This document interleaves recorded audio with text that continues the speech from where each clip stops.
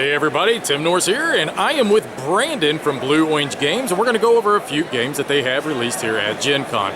It's not all about New York 1901, now is it? Come on, we've got some other titles that we can talk about first. We have a bunch of games. All right, we're going to talk about two of them here in this video. We're going to talk about Longhorn and Dragon Run. Why don't we start with Longhorn first? Sure. So both games are from Bruno Cathala, the game designer, and Vincent Dutray, the artist, who also did the work for New York 1901. So this game is a two-player set collection game. Oh, so it's specifically for two players. Two players, Excellent. yes. One of my favorite two-player games. Oh. And the way it works is we both are playing as bandits in the Wild West, trying to steal cows worth the most money at the end of the game.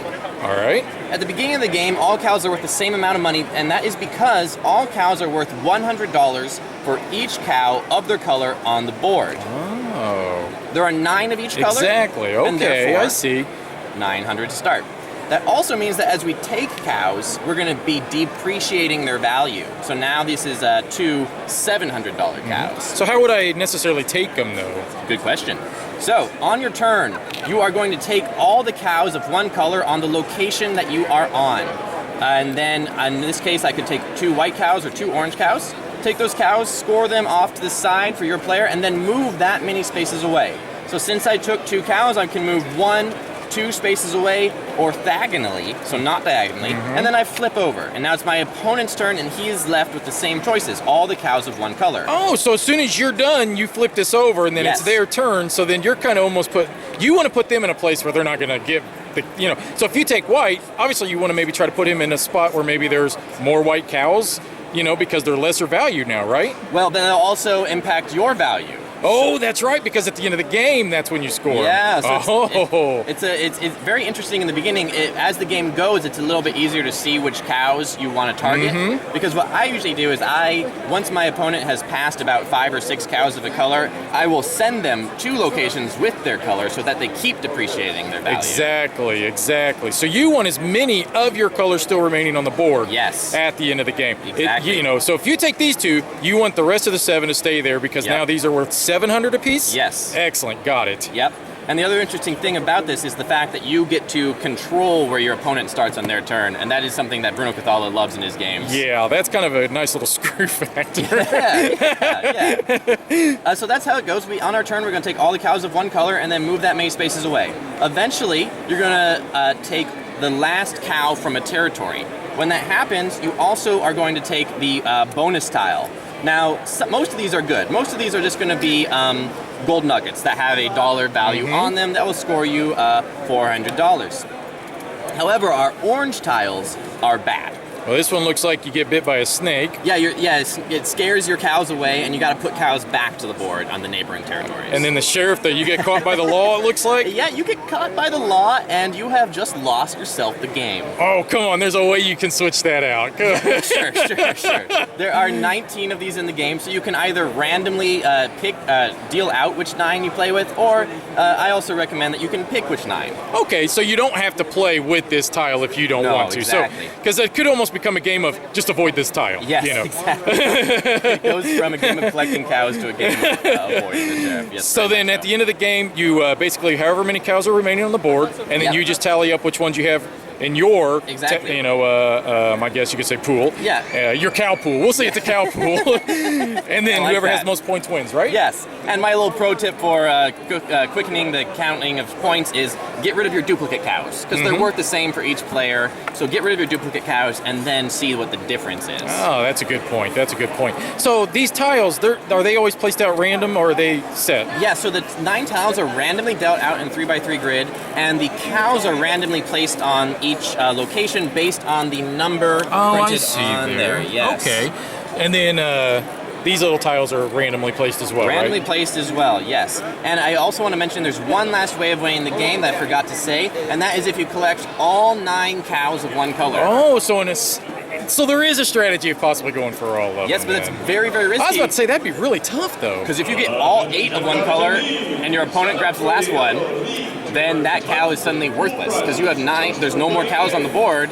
Yeah, that would be really tough. And now you've scored 0. Yep. You got all these cows. You can have a nice cookout, though. That is why when I play the game, I like to play with gold nuggets and the bandit card, because this bandit card lets you either steal a gold nugget from your opponent Or 2 cows. or 2 cows. Oh, now So- see, that would be beneficial. Yes. That makes sense. And that there's makes 3 of sense. these in the game, so if you have all 3, it does become much more likely to be able to steal all 9 cows in one Well, go. that seems like a lot of fun. Yeah. Well, let's move over to your next one here, and this is Dragon Run. Dragon Run. And this is a fantasy style. Now, this one was solely 2-player. How many does this one This play? is 2 to 5. 2 to 5. 2 to Okay, 5. so we got a little dragon tracker. We got a die. We've got, it looks like treasure deck, a dungeon deck, and some heroes here. Yes, So there are actually 7 different heroes in the game, but there's not. We don't. The balance is best with 5, so we capped it at 5. okay. Each player is given a special character, which they take on the role as, and each one has a special ability that can be used once per round.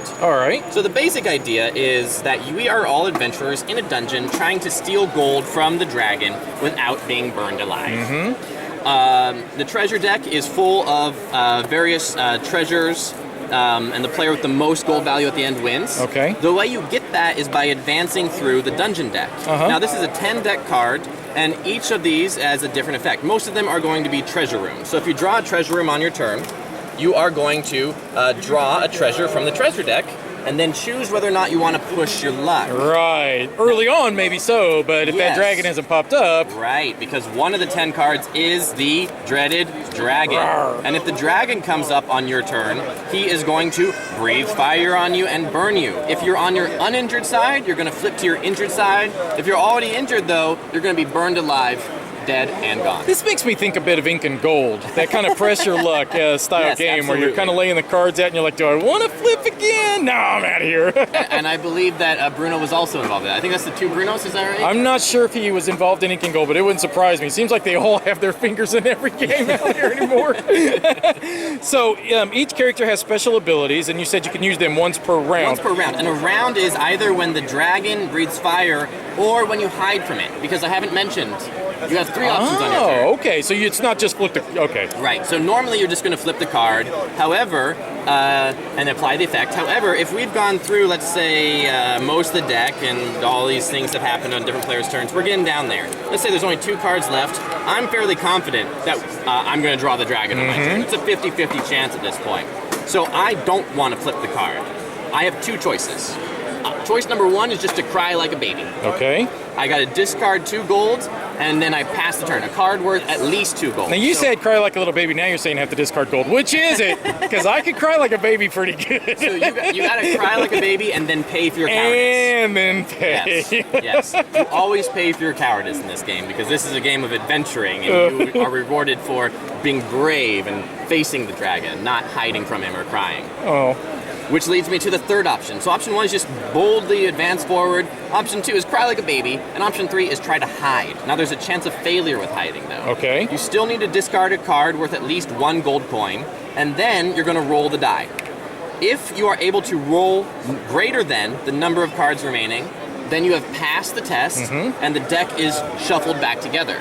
However, if you don't roll more than the number of cards remaining, and a 0 is an instant fail in this game, you must draw the next card in the deck. Okay. So, If- but so you may still get lucky, and it You may may not still be get lucky. him. Yeah, it might be the treasure. Or you room. get burned alive. Yeah. One or the other. Yeah, one or the other. So what's this track for? That is the number of rounds in the game. So the idea is we've broken the dragon. She is really upset, and now we need You're a to. girl dragon. Yeah, I go back and forth. Sometimes she's a girl dragon, sometimes she's a boy dragon.